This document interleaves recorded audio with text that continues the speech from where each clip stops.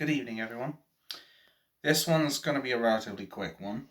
But first, I need to put my bolognese in the fridge because I made some cracker bolognese just before 5 o'clock. Absolutely delish. But that's not why you're here.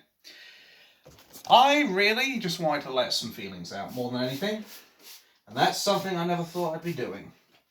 But you know, at the end of the day, I've always had a problem with basically bottling up my emotions. So what better way of resolving that than by putting my voice out right now? I must admit, it's something I never thought I'd be thinking about, but the more you think about stuff, the more you also start to think about, is there anything in the past that you could have put right or wish you'd done differently? Yeah, I'd be lying if I said I didn't have any regrets. I'd be lying as well if I said that I wouldn't do a lot of the stuff I've done all over again, like 10, 15 years from now. Excluding the fact I had to put hot water in this to get all the honey out.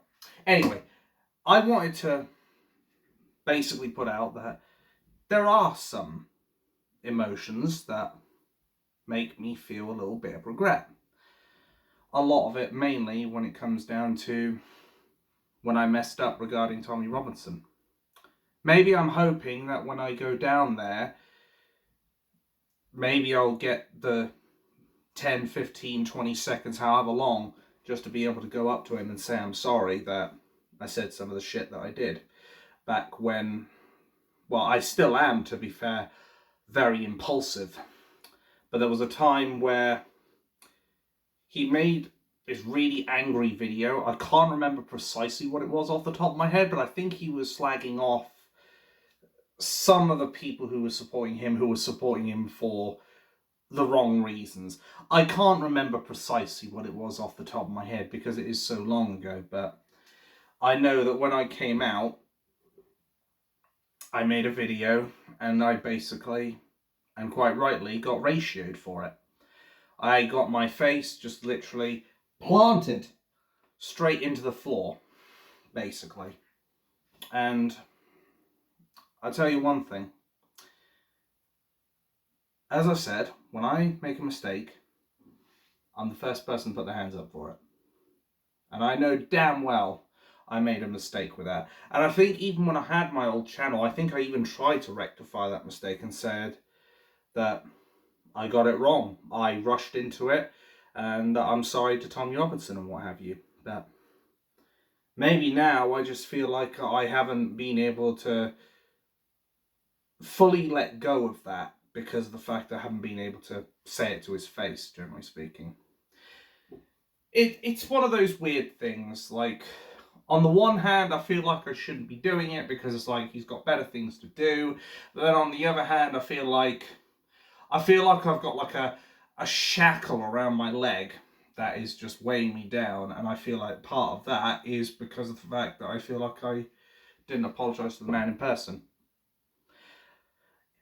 I don't know. It just feels weird to me. And I still remember the day that he invited me onto that stage in Salford, put me on stage, and how I very elegantly swan dived from the fucking stage dive, face plant, straight at the floor, and I was more worried that my crisps were destroyed or some shit like that. Like, I mean, there are some things I can look back upon and really laugh at, but then there are things that I feel like are weighing me down because of the simple fact that I'm not the sort of person who likes to feel like they've done something and they don't want to resolve it or absolve themselves of it. Like, how do I put this? There was a point where I got into a very heated argument with my mum. Very heated. It was very unpleasant. And when all came about and all was said and done, I thoroughly regretted what I'd done And as soon as I realised what happened, I think I got so deep into it that I insulted one of my mother's personal characteristics, and that was something that I'd never done before. Like, I was disgusted. I felt sick that I did that. Hell, to some degree, I still feel sick about it now, even though I fucking apologised to her. That's the kind of thing I'm talking about. Like, you know you've got this thing that you've said you're sorry for, or you know you've tried to make amends, and yet you still feel it's shackled to you. That's currently what I feel regarding Tommy Robinson right now, because there are things that I would like to apologise for. I'm pretty sure he'll probably just laugh it off and be like, "Don't you worry about it, bruv," and all that. But it's just weird, man. It's just one of those weird emotional gripes that gets to me. Like, it really gets to me. Like, it just cuts through me. Like, this tissue is actually not cutting through this damn creep. God fucking damn this shit! Anyway, the point is, there are emotions that I sometimes wish I never had, but I guess it's what makes us human at the end of the day. And I want to be able to take the opportunity on the 1st of July to just apologise to him, if he has the time. Of course, if he doesn't, that's fair enough, but it's just one of those things for me more than anything. Like, even now, the feels, they're killing me, man. They're fucking killing me. It's okay to be emotional. It's okay to cry, because it shows you care. Just don't shed a tear for the scumbags on the other side. Not for the scumbags that would want to see our country burn, that would want to see our country become a third world shithole, like these Palestinians who came from Gaza want to make our country. It's okay to be emotional to one another on your own side, just don't be emotional in front of them. And I promise you this, provided I'm able to come down on the 1st of June, you won't see tears from me. You will not see tears from me at all. But I do hope that I get the opportunity to apologise to him and absolve myself of something that has been bugging me, because the closer we get to the 1st of June, the more it eats away at me. It's like an acid. It won't stop. It won't go away. Maybe I care too much. I don't know. But I also remember what my mum and her boyfriend have kept saying to me. They keep saying that I should stop worrying about this and that. I won't change anything, and all the usual tripe of people who, I don't want to call them it, but it's defeatist talk. It's like, oh, you're never going to change anything. We're just specks and all that. Individually, you might be a speck. But if 100,000 people are the same specks, do you think that's going to stay a small speck? Or do you think that small speck is going to become a much wider picture of my forehead?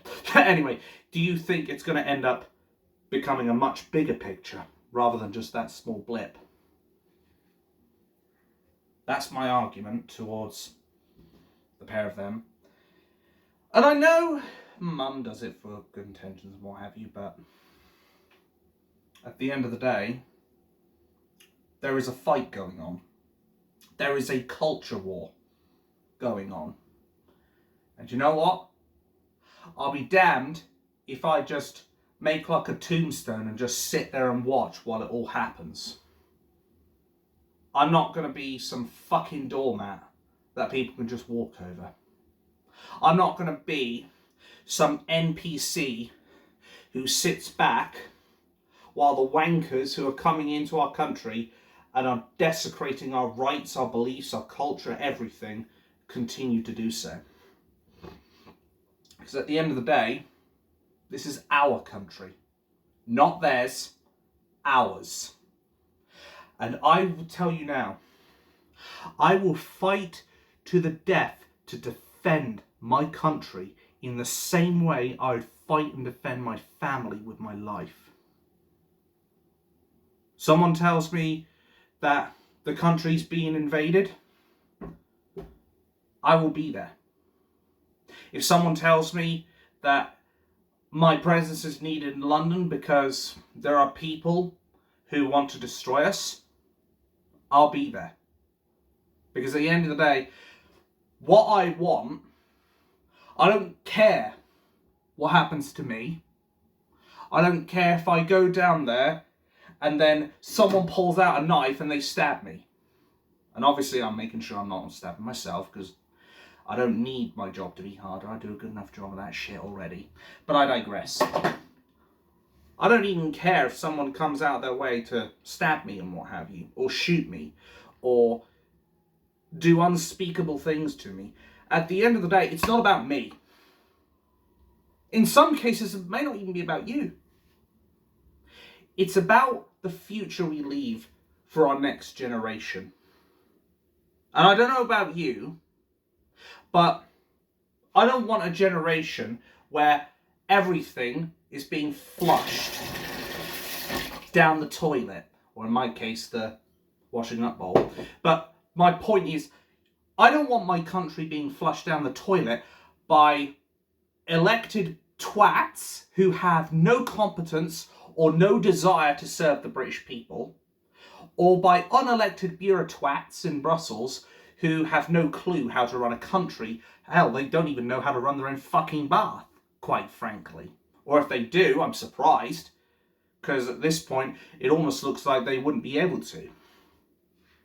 What it comes down to is this fight is for our future, for our kids' future, for our next generation's future, and the generations after that. So what happens to me is irrelevant.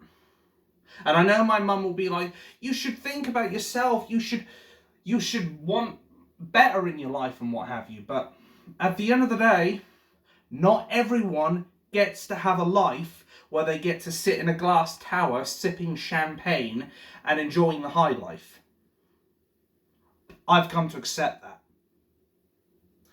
I even look back at my little stint of gambling, where I lost thousands of pounds in savings because I got addicted to that shit.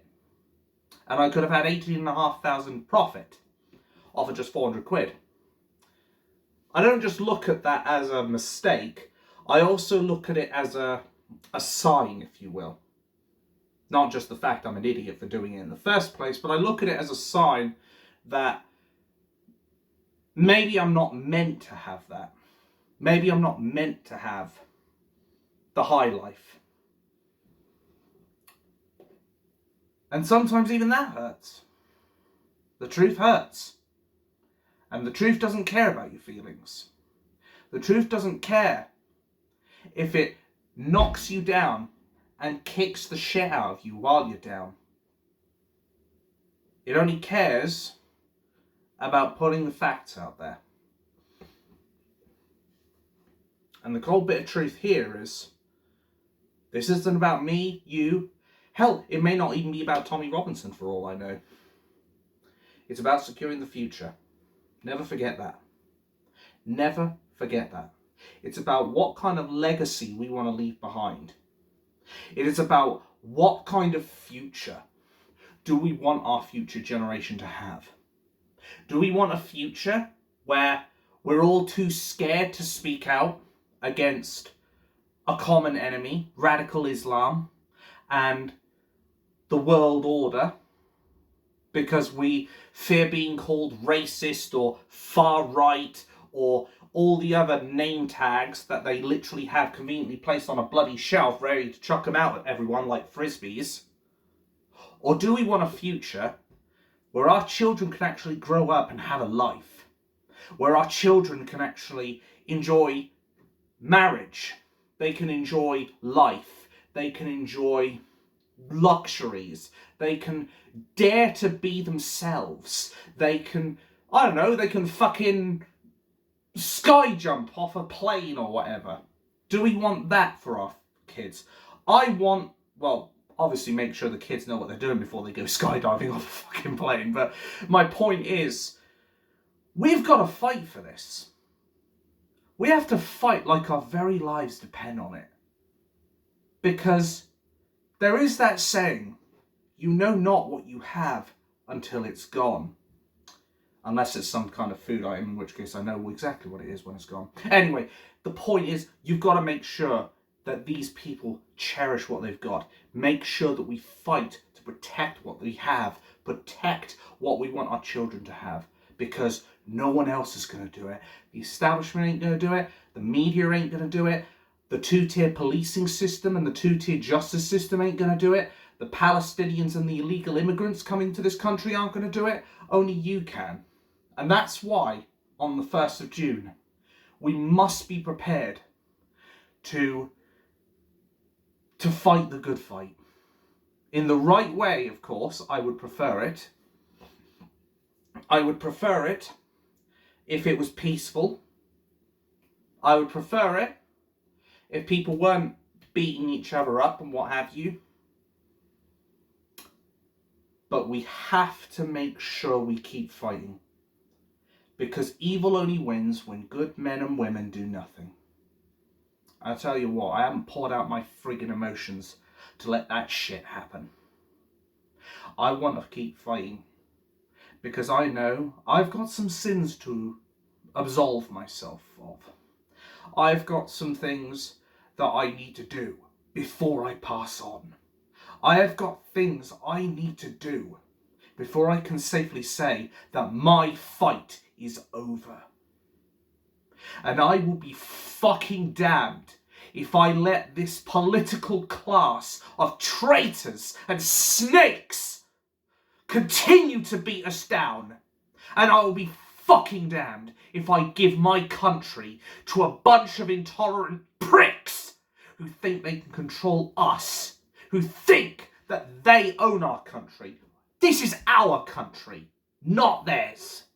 And we will remind them of that with vehement fury when we go down there on the 1st of June. We will show our disgust. We will show our contempt. And we will all do it without shedding a single drop of blood.